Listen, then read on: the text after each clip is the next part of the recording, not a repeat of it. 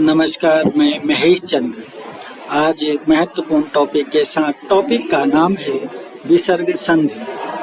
आइए जानते हैं विसर्ग संधि क्या है या विसर्ग संधि किसे कहते हैं। जब विसर्ग के बाद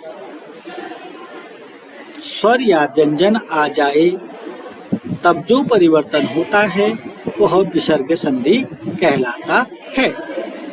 उदाहरण के रूप में मनः धन अनुकूल बराबर मनोनुकूल। मनः में विसर्ग है, उसके बाद स्वर अ आया है, उसके बाद जो परिवर्तन हुआ मनः धन अनुकूल के बाद मनोनुकूल हुआ, यह मनोनुकूल में विसर्ग संधि है। नी धन पाप निष्पाप, नी के बाद प है, यानी कि नी के बाद जो विसर्ग है इसके कारण विसर्ग संधि है। उस विसर्ग के बाद प है, व्यंजन है, तो नी धन पाप बराबर निष्पाप विसर्ग संधि है। आपने देखा कि विसर्ग के बाद या तो स्वर आना चाहिए या विसर्ग के बाद व्यंजन आना चाहिए। जो परिवर्तन होगा व्यंजन संधि कहलाएगा। विसर्ग के बाद स्वर या व्यंजन आए, जो परिवर्तन होगा विसर्ग संधि कहलाएगा। जैसे मनोधन अनुकूल मनोनुकूल, नी धन पाप निष्पाप। आप इसको स्क्रीनशॉट ले सकते हैं, आप इसको अपनी नोटबुक में लिख सकते हैं। अब हम विसर्ग संधि को और अच्छे से जानने के लिए विसर्ग संधि के 10 नियम आपके सम्मुख रखने जा रहे हैं। आइए देखते हैं विसर्ग संधि के नियम। विसर्ग संधि के 10 नियम हैं जिनके बारे में नीचे दिया गया है। क्रमशः एक एक करके आप सीखेंगे। विसर्ग संधि का पहला नियम है बच्चों, विसर्ग के पहले अगर अ और बाद में भी अ आए, विसर्ग के पहले अ और बाद में भी अ आए तो उसका ओ हो जाता है।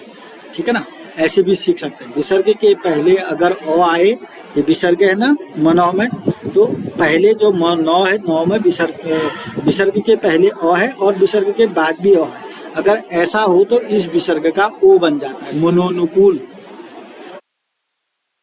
विसर्ग के पहले अ और बाद में भी अ अथवा वर्गों के तीसरे, चौथे, पांचवें वर्ण अथवा य, र, ल, व हो तो विसर्ग का ओ हो जाता है। तो विसर्ग का ओ हो जाता है पहले नियम के अनुसार। तो विसर्ग का ओ कैसे हो जाता है ये हमने पहले नंबर में सीखा, पहले नियम में सीखा। विसर्ग का ओ तब बनता है जब विसर्ग के पहले अ हो।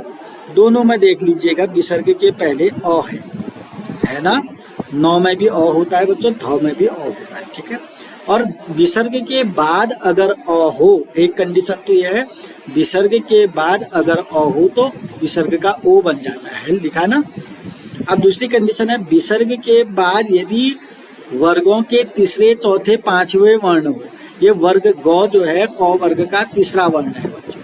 अगर यहाँ पर तीसरे के स्थान पर चौथा, पांचवा भी होगा तब भी यहाँ पर विसर्ग का ओ बनेगा। आप थोड़ा सा स्क्रीनशॉट ले लीजिएगा, नोट कर लीजिएगा, आराम से पढ़िएगा इसको।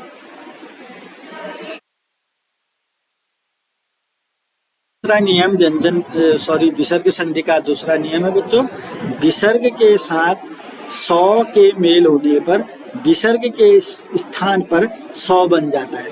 इतना सरल है। विसर्ग के बाद, विसर्ग के साथ को या विसर्ग के बाद 100 के मेल होने पर विसर्ग का 100 वही वाला 100 बन जाता है।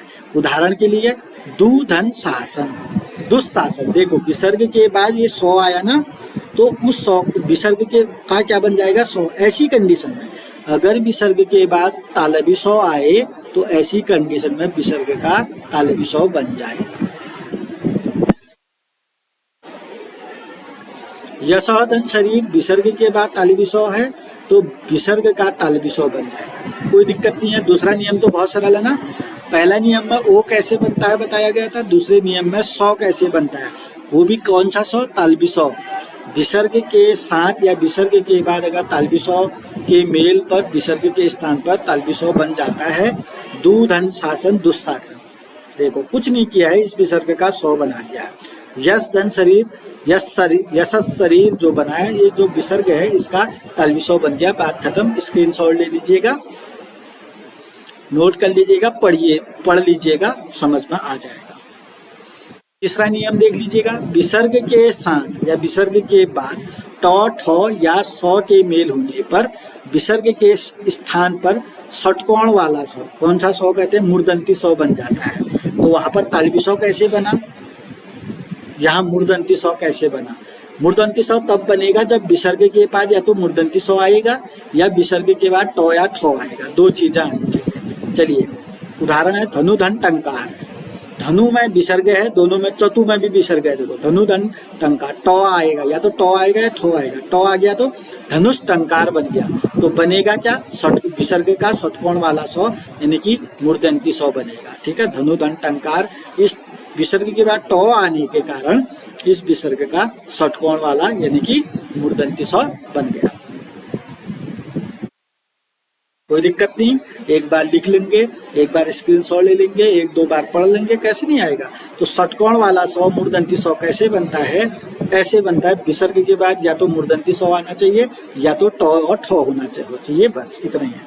धनु धन टंका, धनुष टंका, चतुधन टीका, चतुष्टिका। क्लियर, पढ़ लीजिएगा बच्चों अच्छे से।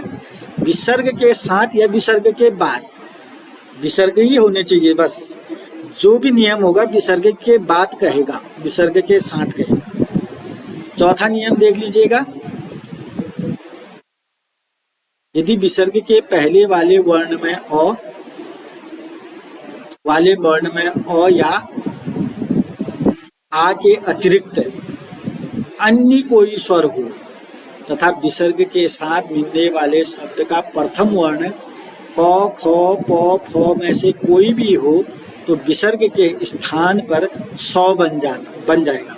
इससे पहले वाले नियम में भी सौ कैसे बनेगा वो बताया था। विसर्ग के बाद यदि टॉ ठॉ या सौ आए तो सौ बनेगा, बोला था, ये वाला सौ। अब यहाँ पर एक दूसरा कंडीशन, सौ कैसे बनेगा, सौ ही बनेगा। कंडीशन है विसर्ग के पहले अ या आ के अतिरिक्त होना चाहिए। जो विसर्ग है ना, विसर्ग के पहले क्या है, ई है, विसर्ग के पहले ऊ है, अ और आ से अतिरिक्त है, पहली कंडीशन। तो विसर्ग के साथ मिलने वाला शब्द का प्रथम वर्ण है क ख प फ में से, यानी क ख, यहाँ पर या तो क होना चाहिए या ख होना चाहिए या प होना चाहिए, फ होना चाहिए। अगर ऐसा होगा तो विसर्ग के स्थान पर सौ आ जाएगा। ठीक है, ये विसर्ग के पहले अ या आ के अतिरिक्त होना चाहिए। विसर्ग से पहले अ या आ के अतिरिक्त है, अ या आ के अतिरिक्त जो भी स्वर है वो हो जाना चाहिए। ई है यहाँ पर ऊ है, ठीक हो गया। विसर्ग के बाद या तो क होना चाहिए या ख होना चाहिए या प होना चाहिए या फ होना चाहिए। क तो है, तो विसर्ग का ये सौ बन जाएगा, षटकोण वाला सौ, मूर्धन्ती सौ बन जाएगा। तो नी धन कलंक निष्कलंक, विसर्ग की जगह सौ बन गया।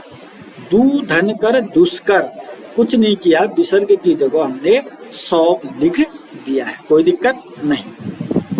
अगर दिक्कत है तो स्क्रीनशॉट लें, लिख लें और बार बार पढ़ें, जरूर समझ में आ जाएगा। लेकिन ध्यान रहे, एक अच्छी नोटबुक में आपको इसे लिख लेना चाहिए ताकि बीच बीच में आप इनको देखते रहें, अध्ययन करते रहें और दूसरे को समझाते बताते रहें। जितना दूसरे को बताओगे उतना ज़्यादा आपको आएगा। नंबर 5 है, यदि विसर्ग के पहले वाले वर्ण में अ या आ का स्वर हो तथा विसर्ग के बाद क ख प फ हो तो संधि होने पर विसर्ग भी ज्यों का त्यों बना रहता है। विसर्ग के बाद तो क ख प फ होना चाहिए कह रहा है, और विसर्ग के पहले जो है अ या आ होना चाहिए। देखो विसर्ग देख लो, विसर्ग के पहले अ या आ है, ध में अ है बच्चों, प्रातः में विसर्ग के पहले अ है, और विसर्ग के बाद एक जगह विसर्ग के बाद प है, एक जगह विसर्ग के बाद क है। क ख प फ होना चाहिए। तो विसर्ग ज्यों के त्यों बने रहते हैं। 5वें नियम में आपको बता रखा है विसर्ग ज्यों के त्यों कब बने रहते हैं। क्लियर?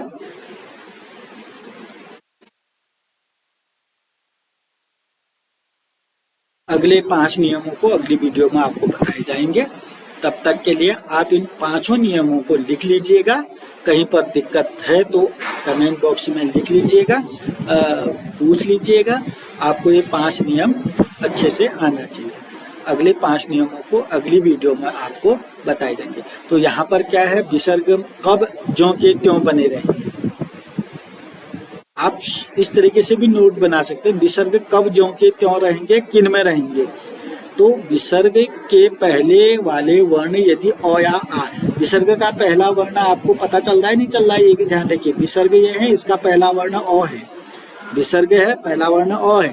तो विसर्ग के बाद प है, क है, विसर्ग के बाद क ख प फ, इन चारों में से अगर कोई है तो विसर्ग ज्यों के त्यों बने रहेंगे। अधः धन पतन, अगर संधि करेंगे अधः पतन होता है बच्चों।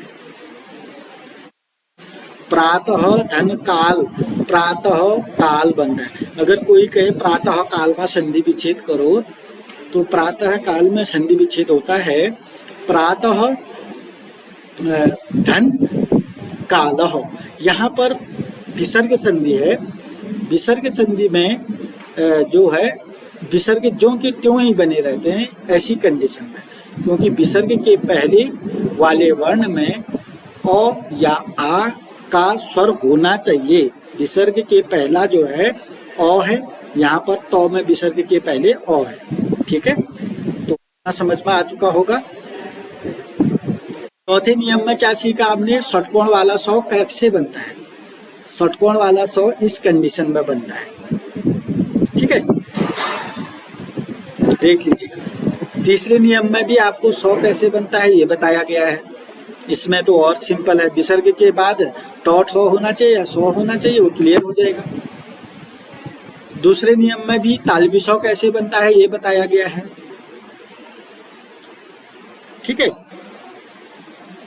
और पहले नियम में आपको बताया गया है ओ कैसे बनता है। तो ये 5 सिंपल नियम है, लेकिन आपको थोड़ा वक्त देना पड़ेगा, समय देना पड़ेगा, तब जाकर के आपको ये समझ में आएगा।